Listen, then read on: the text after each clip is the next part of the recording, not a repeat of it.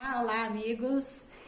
Hoje eu convido vocês para a gente ouvir uma história. É uma história que eu acho interessante, porque essa história aconteceu na minha vida durante um curso, né, que eu fiz com o Dr. Lair Ribeiro.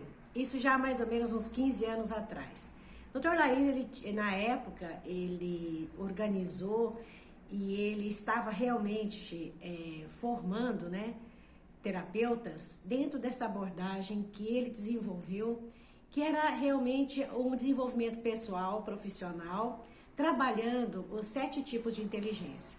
Isso tem a ver muito com a neurolinguística. Então a gente ficou assim, praticamente 3 dias, né? Nós ficamos isolados numa fazenda lá em Taubaté, num sítio, onde tem uma estrutura de hotel, e onde a gente fez todo esse trabalho com ele, no sentido de a gente trabalhar, exercitar esses 7 tipos de inteligências que ele colocou, né? Desde a inteligência espacial, a inteligência intrapessoal, intrapessoal e também a inteligência interpessoal, a inteligência corporal, né? Inteligência matemática. Então, enfim, são essas inteligências que muitas das vezes a gente está ancorado numa, assim, uma ou duas, vamos dizer, com mais efetividade. Mas é importante que a gente também trabalhe e conheça os outros tipos de inteligência. Então, por exemplo, tem atletas que têm uma inteligência corporal altíssima, né? Nós temos aí o Pelé, que ele tinha realmente, é como se fosse um gênio, ele tinha realmente uma inteligência corporal acima da média. E assim, na matemática, nós temos grandes físicos aí na matemática, né? As pessoas que trabalham com todo esse conhecimento, né? De autoconhecimento intrapessoal, né? Ou interpessoal, que tem uma comunicação fantástica, né? Que tem realmente dons e habilidades. E aí, enquanto eu estava fazendo o curso, e um dos módulos era sobre paradoxo e paradigma. O que vem a ser o paradoxo? É porque realmente quando você encontra, vamos dizer, um processo que você não sabe, que você sente um conflito entre o que você sabe e o que você expressa, ou vice-versa, ou como as coisas acontecem, né? E que você de repente chega numa indecisão, dizer, poxa, mas eu sei isso e as coisas estão acontecendo de uma outra forma do que eu sei. Então, o que acontece? Quando começa a haver esse tipo de desgaste de padrões, que quando você tem um conhecimento e de repente aquilo não está atendendo mais aquilo que você sabe, porque os eventos acontecem à revelia disso, isso a gente vê na ciência acontecer e na cultura também, né?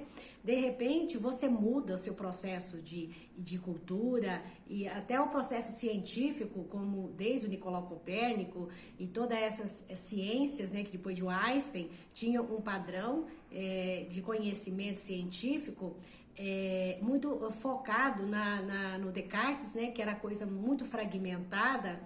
E Einstein trouxe toda a teoria da relatividade, veio a física quântica, colocando da importância do observador na mudança dos eventos, enfim. Então, nesse curso, eu fui sorteada para fazer o último módulo, que é o paradoxo paradigma. E naquela época, 15 anos atrás, eu tinha assim, estava entrando nesse processo de pesquisa e para mim foi muito difícil. E eu estava hospedada, isso já foi, nós estávamos em São Paulo, onde estava finalizando o curso, né, no hotel, e eu fiquei na casa de um amigo. E aí eu fiquei muito preocupada, porque eu cheguei e eu cheguei e conversei com meus amigos e tal, e realmente eu perdi o sono, não consegui estudar e poder me preparar, li algumas coisas, né? Quando chegou no outro dia, que realmente eu tinha que fazer a minha explanação, eu disse para ele, doutor, eu realmente tentei estudar, me preparei, né? Durante todo o curso, eu entendi perfeitamente o que é, mas eu estou com dificuldade, parece que deu um branco, né? Eu estou com dificuldade de falar. Mas eu lembrei de uma história que o senhor contou aqui e que para mim, assim, foi, assim, muito importante, porque trouxe um esclarecimento com relação a essa questão, principalmente do apego e desapego, né? Essa história, né, então se passa com o mestre, né, que era o mestre aqui caminhante, né, que ele fazia todo o seu trabalho de pregação, né, ele percorria a cidade, os estados e até países, levando conhecimento, né, para as pessoas, principalmente com relação ao desapego, né. E de repente ele chegou numa fazenda, assim, lindíssima, muito rica, muito próspera, as pessoas tinham uma qualidade de vida, praticamente as pessoas que moravam ali, que trabalhavam na fazenda, todo mundo tinha sua casa, tinha o seu veículo de transporte, tinha uma mesa farta. Então ele percebeu isso e ele ficou curioso, e ele falou, eu quero conhecer o dono dessa propriedade. E ele foi até a casa, né, do dono da propriedade, e ele falou, pois não, você está aqui, eu fico muito feliz que você esteja aqui, eu te convido para conhecer a minha propriedade, né, nós vamos a cavalo, porque tem muita coisa para ver, e você pode ir? Não, sim. E esse mestre, ele caminhava, era um caminhante, ele só tinha uma capanguinha onde levava os pertences dele, os livros e alguns objetos, né, de uso pessoal, e ele pegou e deixou essa capanguinha e subiu no cavalo e foi fazer essa ronda pela propriedade. Quando eles estavam afastados, já tinha visto grande parte da propriedade, estavam voltando, ele viu, e isso assustou ele muito, porque tinha uma fumaça e um fogo bem na direção da casa do dono, do proprietário. E ele ficou desesperado e falou, nossa, tá pegando fogo ali, eu acho que é na sua casa, na sua residência, vamos correr e vamos lá ver o que está acontecendo. E desesperado, ele ficou muito ansioso. Aí o proprietário disse, não, tudo bem, não precisa se preocupar, eu tenho as pessoas que estão ali. A minha casa, por exemplo, ela tem toda uma estrutura, né, contra o incêndio, e as pessoas estão cuidando. E não tem, no momento, quando a gente saiu, não tinha ninguém lá dentro da casa. Então, as pessoas que trabalham ali em volta, elas já estão, com certeza, já cuidando disso. Não, mas eu quero ir lá, de repente tá queimando as coisas. As minhas coisas, por exemplo, que eu deixei lá, que são minhas coisas pessoais, podem estar sendo queimadas, destruídas. Então, qual que é o resultado aí? Você vê que o proprietário, né, que tinha aquela, vamos dizer, uma propriedade imensa, com muitas, muitas casas e um investimento muito grande, inclusive a sua casa era muito grande, muito rica. Ele disse, não, eu estou tranquilo, as coisas vão se resolver, não estou preocupado com o meu prejuízo, eu fico mais preocupado com a vida das pessoas. E eu sei que lá nós temos uma estrutura para isso. Mas o mestre que estava ensinando desapego, ele estava apegado realmente naquelas poucas coisas que ele tinha.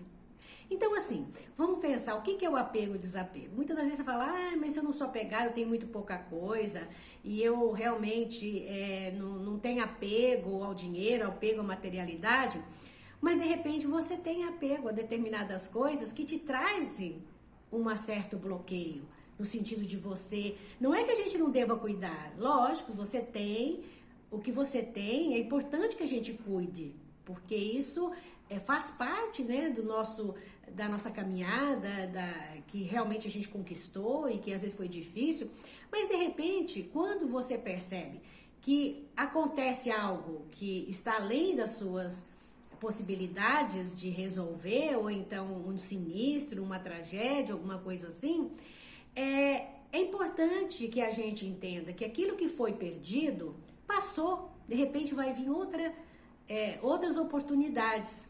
E esse fazendeiro, esse senhor das terras, ele tinha isso conscientemente, porque ele realmente conquistou aquilo, tudo que ele tinha, baseado realmente num propósito de ter, de compartilhar e de não estar muito apegado.